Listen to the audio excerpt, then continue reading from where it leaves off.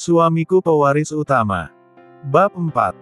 Sang tuan menginap di hotel. Tidak ada yang tidak tertarik dengan mobil Lamborghini keluaran terbaru tersebut. Semua jatuh cinta padanya. Keluh Hendy sambil menggelengkan kepala mendengar celetukan gadis-gadis itu. Begini ternyata, rasanya menjadi orang kaya. Kasihan kau Hendy. Kemana saja kau selama ini? Monolog Hendy dalam hati sambil mengulum senyum. Mobil yang dikendarainya terus melaju kencang, membelah jalanan kota, dan memasuki sebuah pelataran hotel bintang 5, dari namanya saja Hendy tahu dari Ivory, bahwa hotel itu miliknya. Hendy memarkirkan mobilnya di samping hotel. Saat itu suasana sepi. Tak ada satupun yang melihat Hendy memarkirkan mobilnya di sana. Kebetulan satpam yang berjaga, sedang mempunyai hajat di kamar kecil. Sementara 3 lainnya, sedang melakukan pergantian giliran jaga. Jadi di waktu pergantian shift itulah, Hendy masuk ke pelataran hotel tersebut, tanpa melalui pemeriksaan lagi. Hotel yang dikunjungi Hendy sangat besar dan megah. Menempati areal seluas 30 areal. Tingginya saja sampai 60 lantai, dengan ketersediaan kamar yang banyak dan bervariasi di dalamnya. Kamar yang tersedia antara lain Standard Room, Superior Room, Deluxe Room, Junior Suite Room, Suite Room, President Suite atau Penthouse Suite, Single Room, Twin Room, Double Room, Family atau Triple Room, Connecting Room, Murphy Room, Accessible atau Disable Room, Smoking atau Non-Smoking Room, Cabana Room dan lain sebagainya. Fasilitas yang ditawarkan jangan ditanya lagi. Standard Room saja, jangan dibayangkan sama seperti kamar biasa pada hotel bintang lain. Tapi di hotel bintang 5 fasilitasnya cukup mewah. Setelah memarkirkan mobilnya, Hendy melangkah memasuki lobi hotel. Tapi dia lupa, saat itu, dia belum berganti baju sejak diusir dari rumah mantan istrinya. Sial. Kenapa aku lupa ya belum ganti baju? Ah sudahlah.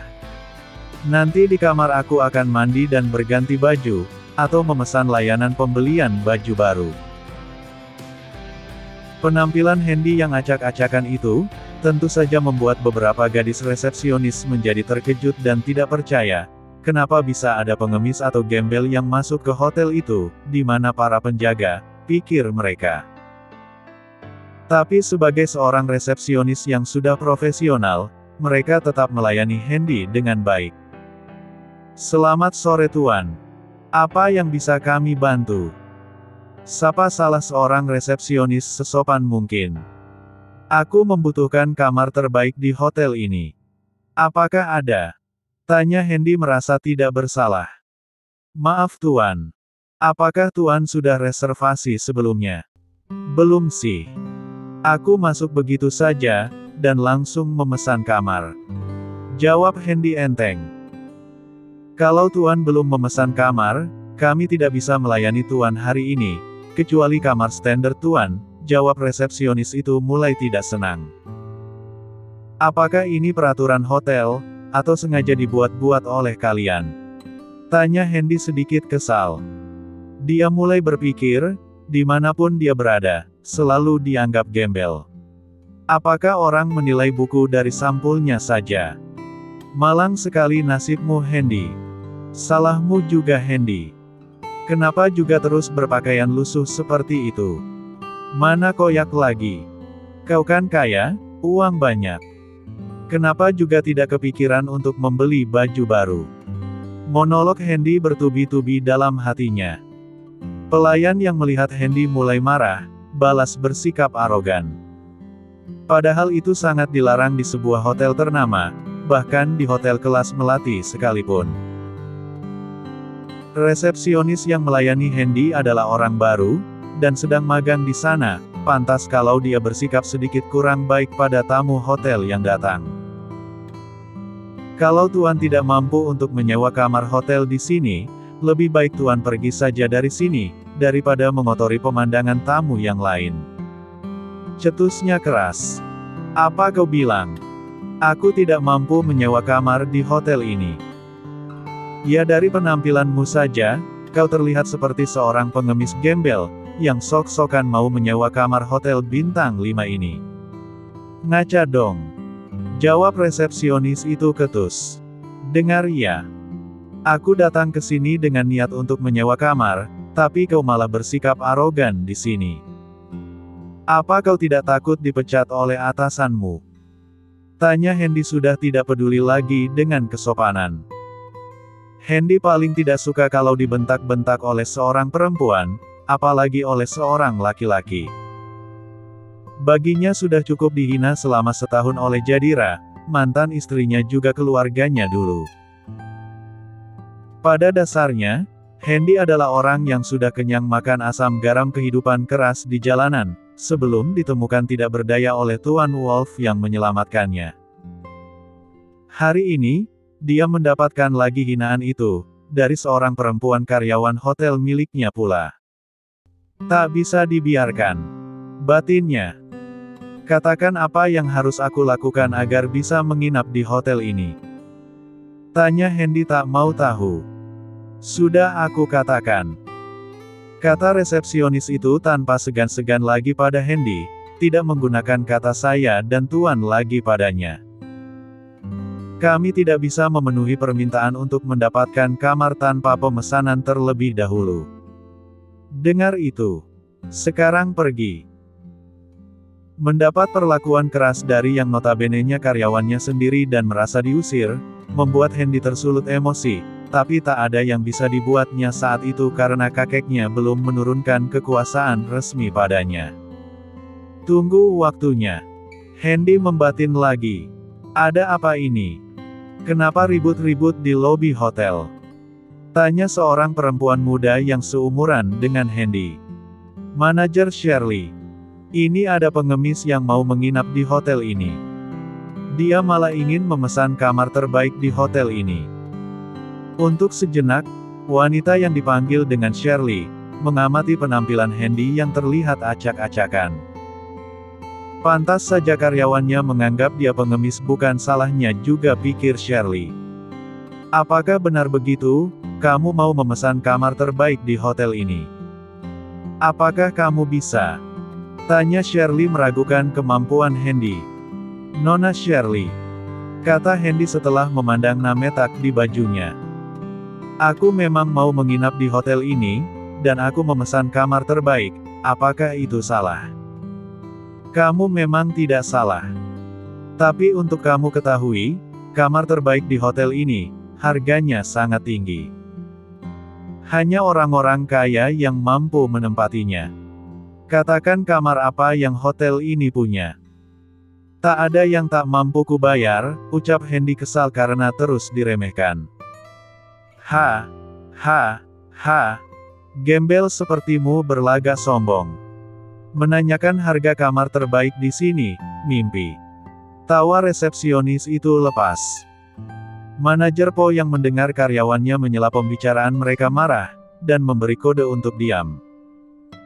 Mendapat kode itu, nyali resepsionis tersebut menciut, tak berani bersuara lagi. Tidak ada salahnya untuk sekedar memberitahumu, harga kamar terbaik di hotel ini. Kemudian dia mengambil list harga kamar di meja resepsionis dan memberikannya pada Hendy dengan keras. Dia berharap setelah Hendy melihat daftar itu, dia segera pergi. Tapi harapannya tidak kunjung terkabul. Hendy masih tekun mengamati daftar harga sewa kamar dan spesifikasinya. Tiba-tiba Hendy bersuara. Aku mau kamar ini untuk 1 minggu. Seru Hendy kuat tak sadar. Manajer Po Shirley terkejut, juga para gadis resepsionis itu. Ini Presiden Suite. Apakah kau yakin? Harga semalam saja mencapai ratusan juta. Sudahlah, jangan bermimpi. Sultan saja jarang menginap di ruangan itu, apalagi kau yang kelihatan seperti pengemis. Ejek resepsionis sombong tadi tak bisa menutup mulutnya. Sekarang pergilah. Ujarnya lagi. Kesombongannya mengalahkan manajernya. Kau pikir kau siapa? Batin Hendy geram dan dendam dengan gadis itu. Apakah kalian hanya melihat penampilan saja? Aku memang lusuh, tapi aku punya uang. Kenapa tidak bisa menempati kamar itu? Untuk menginap saja repot. Tinggal pesan kamar, bayar. Masuk. Udah. Ini ribet sekali. Unek-unek yang disampaikan oleh Hendy, membuat seluruh karyawan yang ada di situ, termasuk para tamu menjadi terkejut dengan sikap Hendy. Bagi mereka, kejadian itu membuat mereka tidak nyaman. Mereka adalah warga kelas atas. Jadi sudah biasa menganggap orang gembel seperti Hendy, kutu yang sangat mengotori mata mereka. Geram dengan perdebatan tak kunjung selesai. Hendy melempar kartu diamond miliknya ke arah resepsionis sombong itu seraya berkata, "Kalau ukuran kalian hanya masalah uang. Tuh lebih dari uang." Seru Hendy kesal. "Periksa dengan alat pembaca kartu. Apakah kartu itu ada uangnya atau tidak?" Ucapnya lagi ketus. Manajer Shirley yang melihat Hendy melemparkan benda berwarna kuning ke atas meja, menjadi terkejut. Walau dia belum pernah melihat bentuk kartu itu, tapi dia pernah mendengar ada orang yang mempunyai kartu itu. Pemiliknya adalah orang yang tidak bisa disinggung. Kalau benar kartu itu ada uangnya, dan pemiliknya adalah Hendy, habislah mereka. Sedari tadi mereka terus merendahkan dan menghina Hendy, tanpa mau mendengar alasan Hendy sedikit pun. Sepatah kata Hendy, dua patah dijawab, lebih banyak Hendy berkata, mereka menjawab lebih banyak lagi. Sekarang saat Hendy melemparkan sebuah kartu berwarna kuning ke depan mata resepsionis, barulah mereka terdiam, termasuk manajer Shirley. Tubuhnya gemetar, membayangkan apa yang akan dikatakan oleh bosnya, apabila tahu kejadian yang terjadi di lobi hotel tersebut. Ternyata apa yang ditakutkan oleh manajer Shirley menjadi kenyataan. Bos hotel yang menjabat sebagai general manager datang dengan muka berkerut penuh tanda tanya. Kebetulan saat itu, dia ingin meninggalkan hotel tersebut untuk pulang. Tapi begitu tiba di lobi hotel, dia melihat ada keributan kecil di sana. Serta-merta dia menghampiri mereka dan bertanya, "Ada apa Shirley? Kenapa membuat keributan di sini?" Tanya general manager itu dengan suara datar. "Tuan William. Ini tidak seperti yang Tuan pikirkan, ini hanya kesalahpahaman kecil saja," jawab Shirley ketakutan. Pria parubaya yang dipanggil dengan Tuan William, menoleh ke arah Hendy, dan juga resepsionis secara bergantian. Begitu matanya tertuju pada benda berwarna kuning, yang tergeletak di atas meja resepsionis itu, dia sangat terkejut, dan buru-buru mendekatinya serta mengambilnya. Sebentar dia mengamati kartu itu. Sesaat kemudian, tubuhnya gemetar pertanda dia mengenali kartu tersebut. "Siapa pemilik kartu ini?" ucapnya gugup. "Peng? Tidak, orang ini Tuan," jawab resepsionis itu gugup. Dia mau menyebut Hendy itu dengan sebutan pengemis, tapi tidak jadi. Tuan William sekilas melihat Hendy dengan raut kening berkerut, pertanda tidak paham akan situasi. Hendy yang berpenampilan lusuh seperti itu, tidak mungkin pemilik kartu diamond tersebut.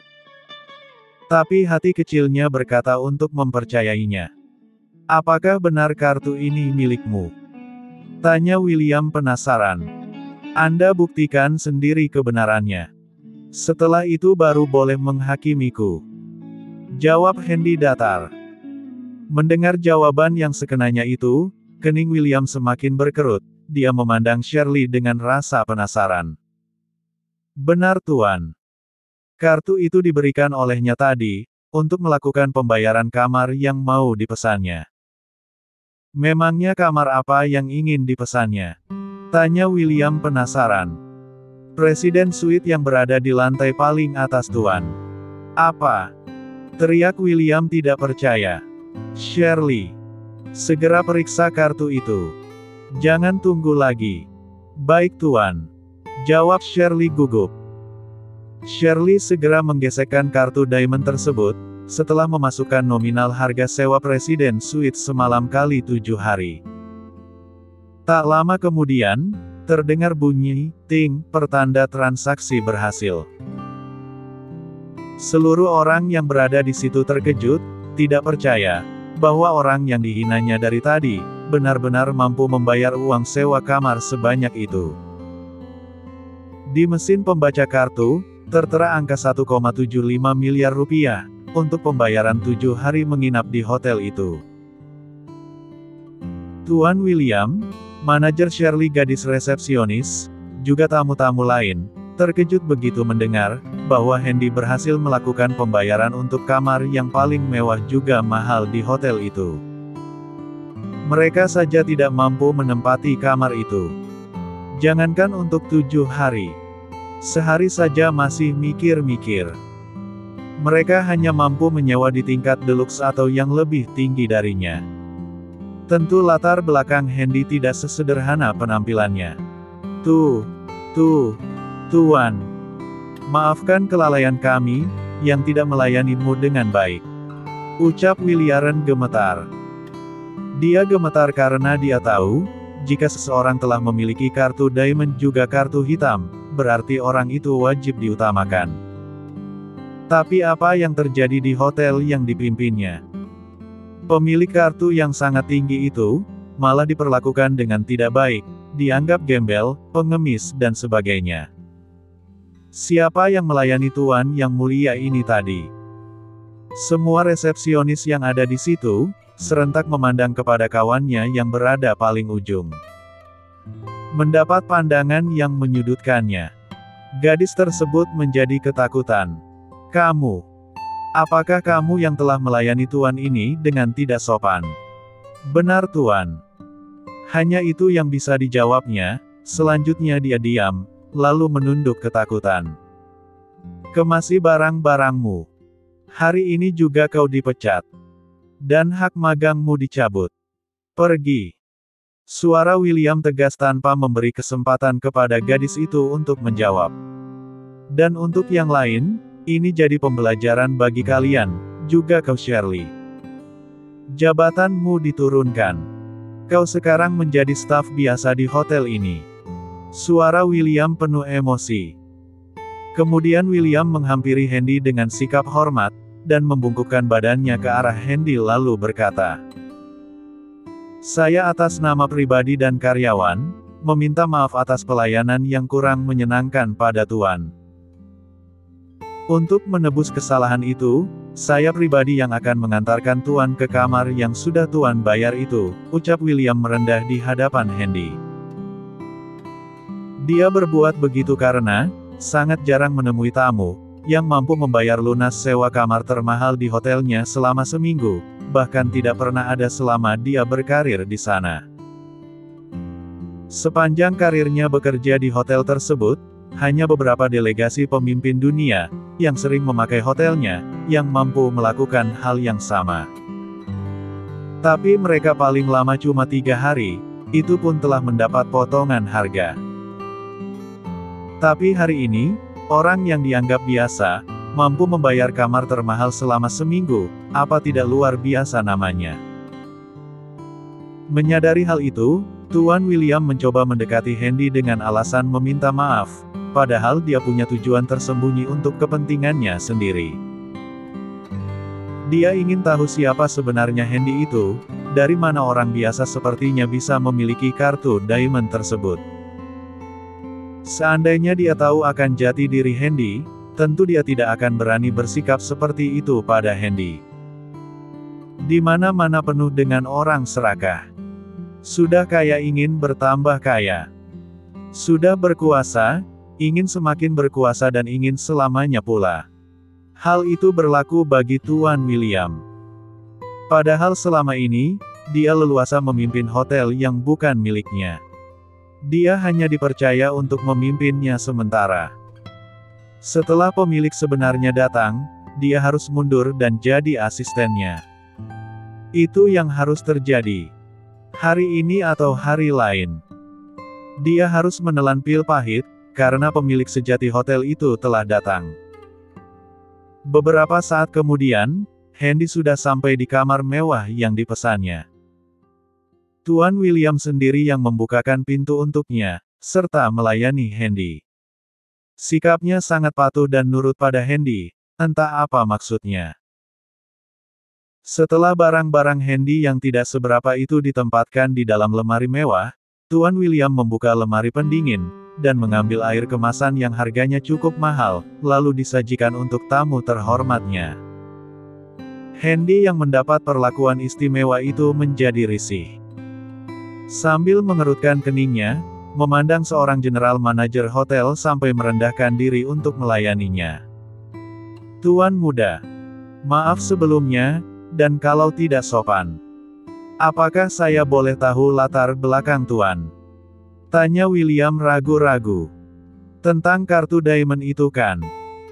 Dari mana aku yang gembel ini, bisa memilikinya? Begitu kan? Tanya Handy menohok langsung pada intinya. Tuan William yang mendapat pertanyaan to the point dan tepat itu tergagap, tidak menyangka Handy bisa menebak apa yang ada dalam pikirannya. Benar Tuan. Jawabnya malah gugup. Belum saatnya Anda tahu tentangku, dan terima kasih karena telah mengantarku ke ruangan ini. Handy memotong pembicaraan agar segera selesai, karena dia sudah lelah dari pagi tadi, terus dipermasalahkan karena penampilannya yang lusuh itu. Dia ingin segera istirahat, dan memulihkan tenaga, juga menyegarkan pikirannya yang kacau seharian ini. Baiklah kalau begitu Tuan.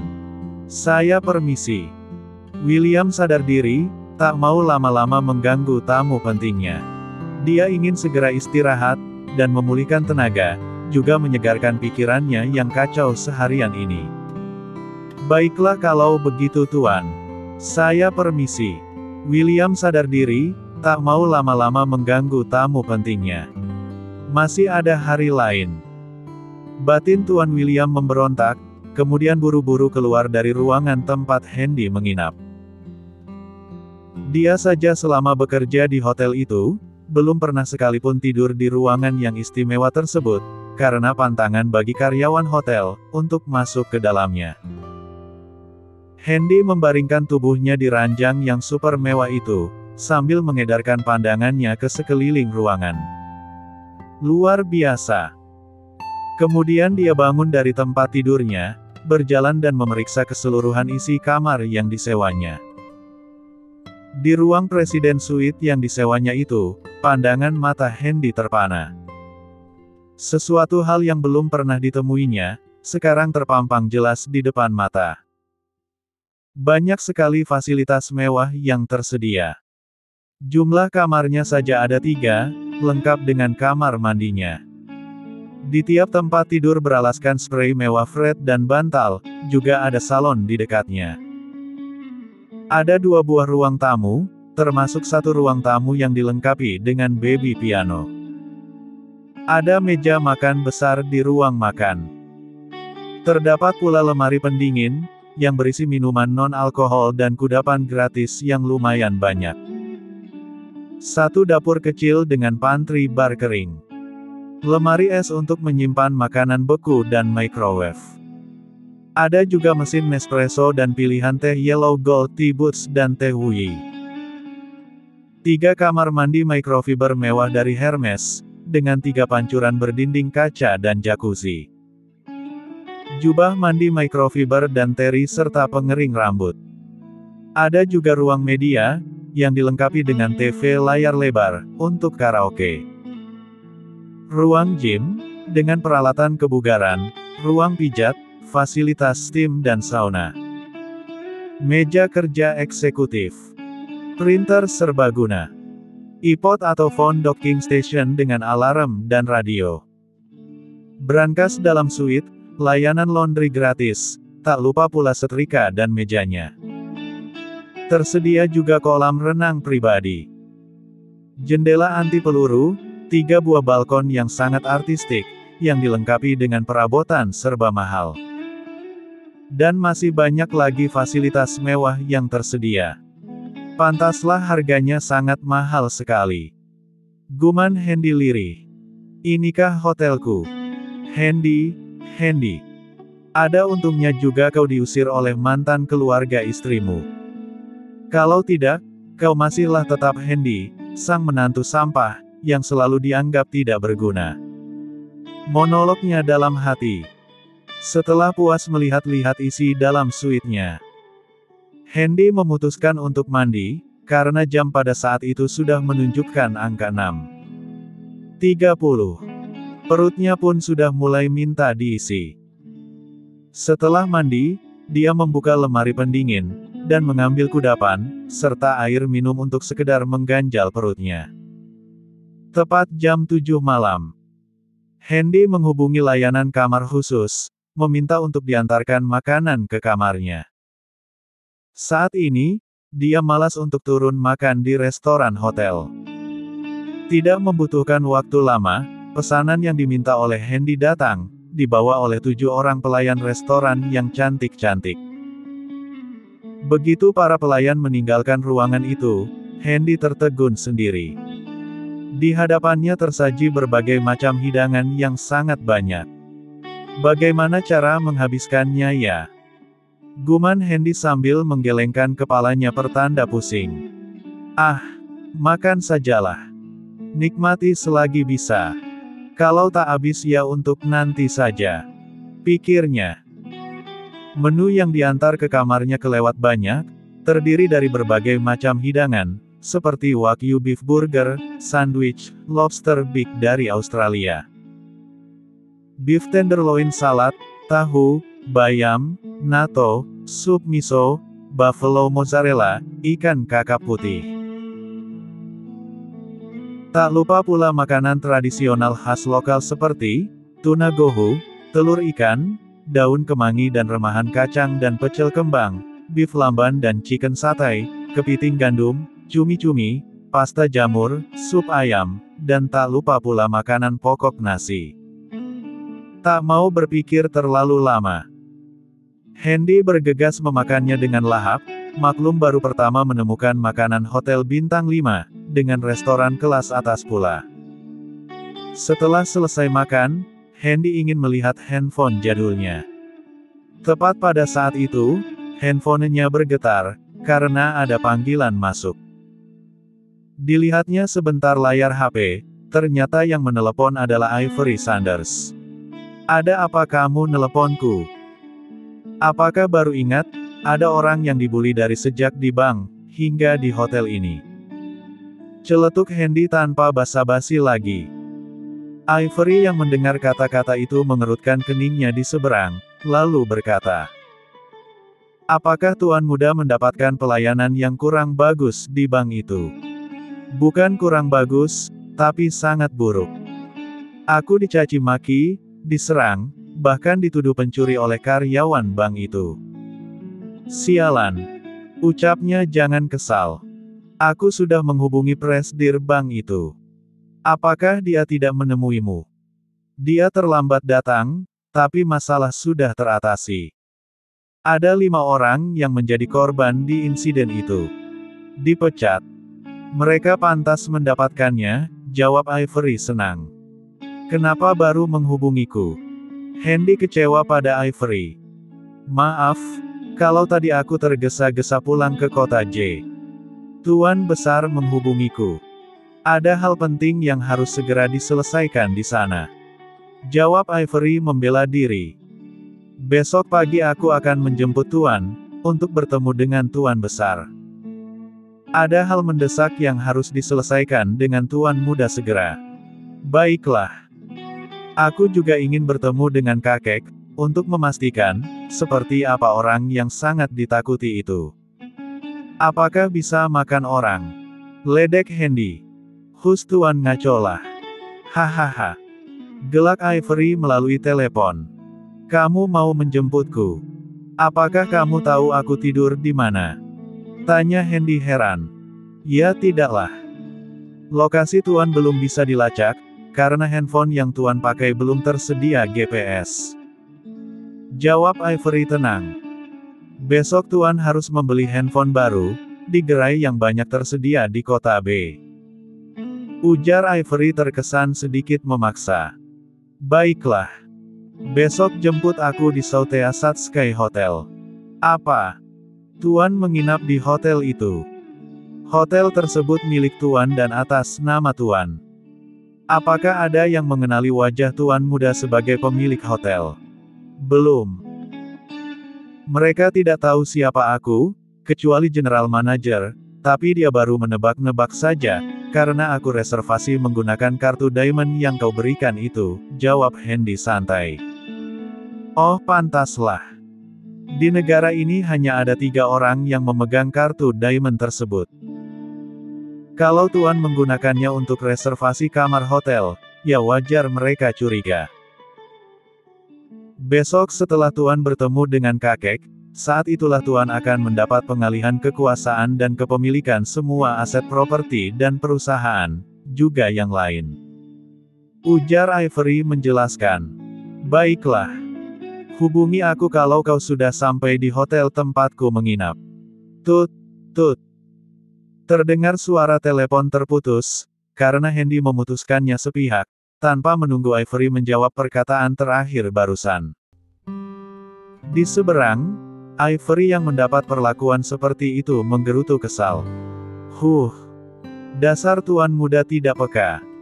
Monolognya kesal. Walah, ada apa ini? Seorang Ivory Sanders, sang gadis tangguh, yang tidak pernah dekat dengan siapapun, yang terkenal dingin dengan tindak tanduknya selama ini. Hari ini seperti sedang membutuhkan perhatian, tapi pada siapa ya? Hendy. Ah mungkin saja. Di pihak Hendy, setelah memutuskan sambungan telepon sepihak, batinnya berkata. Sepertinya Ivory gadis yang baik. Mungkin aku bisa mengenalnya secara perlahan. Tapi aku masih punya Emily. Ah tidak, dia gadis polos, baik lagi. Aku tidak punya perasaan apa-apa padanya saat ini. Ah sudahlah Hendy. Jangan pikirkan itu dulu. Fokus dan terus fokus Hendy. Katanya dalam hati. Nanti kalau kau sudah resmi jadi penguasa, untuk urusan perempuan, akan mudah kau dapatkan. Kata batinnya lagi menghibur diri sendiri. Hendy tersenyum sendiri di kamarnya, sambil membayangkan bagaimana reaksi Jadira, mantan istrinya, juga keluarganya. Kalau mereka tahu status Hendy sekarang. Masihkah mereka menganggapku sampah dan pecundang tidak berguna? Tunggu saja, pembalasan akan lebih menyakitkan. Ujar Hendy dengan wajah menegang. Tidak terasa jam sudah menunjukkan pukul jam 9.30 malam. Hendy lelah, karena seharian ini, banyak kegiatan yang menguras tenaga dan pikirannya. Hendy memutuskan untuk istirahat dan tidur, tapi pikirannya masih kepikiran dengan sisa makanan yang banyak di atas meja. Ah biarkan sajalah, pikirnya. Tapi dia tetap beranjak menuju meja makan, untuk menyimpan sisa makanan yang belum sempat dimakannya ke dalam kulkas. Terpikir olehnya untuk dimakan besok pagi, atau tengah malam kalau dia terbangun. Tapi apa yang terjadi? Sampai jam 6.30 pagi, Hendy masih belum bangun dari tempat tidurnya, terlihat pulas, mungkin karena kelelahan. Wah, ternyata sudah pagi ya. Karena seharian kelelahan, maka aku tertidur pulas malam tadi. Guman Hendy hampir tak terdengar suaranya. Sebaiknya aku bergegas mandi, sarapan, dan menunggu Ivory datang menjemputku. Ucap Hendy pada diri sendiri. 30 menit kemudian, Hendy sudah selesai mandi, berpakaian rapi, dengan celana panjang berwarna biru, sedikit kusam, memakai alas kaki yang tersedia di kamar tapi bukan sepatu. Dengan percaya diri, dia melangkah masuk ke dalam lift yang tersedia di depan kamarnya tersebut. Ada lift khusus untuk tamu penting, yang tidak bercampur dengan lift tamu biasa.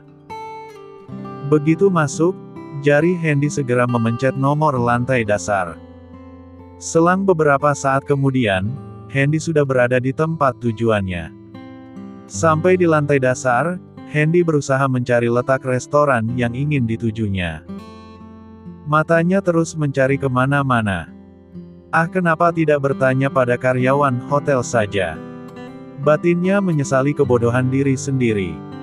"Permisi," katanya ketika berpapasan dengan seorang karyawan wanita di hotel itu, tapi tidak memakai name tag. "Ya, apa yang bisa saya bantu Tuan?" tanya karyawan itu sopan. "Ini, saya sedang mencari letak restoran hotel. Kalau boleh tahu, di mana ya?" tanya Hendy benar-benar tidak mengerti dengan menggunakan bahasa formal. "Kalau boleh tahu, Tuan menyewa kamar jenis apa ya?" tanya karyawan itu tanpa menjawab dulu pertanyaan Hendy. "Kebetulan, kamar yang saya tempati adalah Presiden Suite, yang berada di lantai paling atas itu." "Apa? Presiden Suite?" ujar karyawan itu kaget, kemudian dia memandang tubuh Hendy seraya membatin dalam hati. Apa benar orang ini menyewa kamar termahal itu? Penampilannya saja sederhana seperti itu, tak mungkinlah. Bantahnya dalam hati. "Nona, apakah Nona tidak bisa memberitahuku di mana letak restoran itu?" Karyawan perempuan tersebut tidak segera menjawab, tapi malah bersikap menyelidiki tentang jati diri Hendy. "Sebentar Tuan. Saya akan tanyakan ke bagian resepsionis, untuk mengecek kebenarannya." "Untuk apa?" tanya Hendy tidak senang. "Tuan tunggu saja di sini." "Kalau boleh tahu atas nama siapa ya?" tanya karyawan itu. "Hendy, ruang Presiden Suite, lantai teratas." jawabnya tanpa ragu-ragu. "Dengan siapa saat ini saya bicara?" tanya Hendy sopan. "Tantri. Tuan bisa memanggilku dengan nama itu," jawabnya sambil berlalu. Di mana-mana ada masalah. Apakah karena penampilanku, sehingga membuat orang-orang meragukan jati diriku? Apakah aku harus merubah penampilanku, dengan membuang kebiasaan selalu berpakaian sederhana?" tanya Hendy pada diri sendiri. "Keadaan ini benar-benar membuatku pusing," gerutunya kesal. Hei, hei, apa yang kau lakukan di sini?" "Mengemis," tanya seseorang yang tiba-tiba muncul di belakang Hendy dengan nada menghina. Hendy tentu saja terkejut, lalu menoleh ke arah suara tersebut. "Kenapa kau selalu menggangguku Hadwin? Kemarin di showroom mobil, dan sekarang di hotel. Apa maumu sebenarnya?" tanya Hendy kesal. "Apa mauku? Kau tanya apa mauku? Ngaca kau Hendy. Kau itu siapa? Gembel, pecundang tak berguna. Sebentar lagi, aku dan Jadira akan menikah. Syukur kau telah ditendang olehnya," kata Hadwin terus memprovokasi Hendy. Hendy tak mau meladeni Hadwin, yang terus mengganggunya. Dia memilih untuk pergi dari situ, dan menemukan sendiri letak restoran hotel yang sedari tadi dicarinya. Sambil melangkah, dalam hatinya berkata, "Kau yang akan menjadi target dari kekuasaanku Hadwin. Akan kubuat kau dan keluargamu miskin, gara-gara terus menggangguku. Tunggu saja." Batin Hendy penuh dengan dendam. Hei, mau kemana kau? Aku sedang berbicara denganmu," kata Hadwin merasa tersinggung diacuhkan oleh Hendy. Tapi Hendy terus melangkah, tidak memperdulikan teriakan Hadwin. Orang yang ada di tempat itu menoleh ke arah Hendy dan Hadwin bergantian. Mereka heran, apa yang telah terjadi pada mereka berdua. Mendapat tatapan heran dari orang-orang yang ada di situ, Hadwin menjadi geram, kemudian berkata dengan suara lantang. "Bukan urusan kalian. Pergi," bentaknya keras. Kerumunan pun bubar, Sambil bersungut-sungut kesal, tapi mereka tidak berani mencari masalah dengan pria yang arogan tersebut. Sementara di pihak Hendy, dia terus melangkah menyusuri ruang-ruang yang kemungkinan adalah restoran yang sedang dicarinya. Terlalu luas hotel ini, sehingga aku tidak bisa menemukan letak restoran hotel yang aku cari. Keluh Hendy kelelahan. Hingga jam telah menunjukkan angka 8, belum juga bisa menemukan apa yang dicarinya. Sementara bagi karyawan hotel yang tadi ditemui oleh Hendy, Tantri, telah kembali dengan seorang wanita yang tidak asing lagi, Shirley. Wajah mereka menegang, pucat pasi, berjalan ke sana kemari, mencari keberadaan Hendy. Tantri telah tahu kebenarannya, bahwa memang benar, Hendy adalah penghuni ruang Presiden Suite di lantai paling atas itu dari Shirley sendiri. Mereka berdua terus mencari keberadaan Hendy, tapi sekian lama, tidak juga menemukannya, hingga General Manager William datang, dan menanyai mereka. Kenapa wajah kalian terlihat panik? Ada masalah apa lagi? Mohon maaf Tuan, ini kelalaian saya, karena membiarkan Tuan Hendy mencari letak restoran sendiri. Hanya sekedar ingin mengambil sarapannya Tuan. Apa? Kenapa bisa terjadi? Bukankah seorang tamu penting penghuni Presiden Suite, tidak perlu turun lantai? Semua keperluannya harus disiapkan di ruangannya. Tanya William lagi mulai marah. Saya tidak tahu Tuan. Saya mendapat informasi dari Tantri ini, bahwa Tuan Hendy turun sendiri mencari restoran untuk sarapan. Jawab Shirley gugup. Dia takut akan dipecat karena membuat kesalahan lagi. Cepat panggil manajer restoran untuk datang ke ruanganku. Segera. General Manager Hotel geram sambil berkata dalam hati. Ada masalah apa lagi hari ini? Dasar bodoh. Apa sebaiknya aku pecat saja mereka? Tak lama berselang, dua orang terdiri dari manajer restoran dan eksekutif chef restoran, datang menghadap William dengan wajah tegang. Apa kerja kalian selama ini? Kenapa kalian membiarkan seorang tamu penting datang sendiri untuk mengambil keperluannya? Tanya William emosi. Kami tidak lengah Tuan. Makanan untuk sarapan telah diantar ke Presiden Suite, diantar oleh 7 orang pramusaji. Tapi mereka tidak menemukannya di suite itu. Jadi mereka meninggalkan sarapan itu tetap tersaji di atas meja makannya.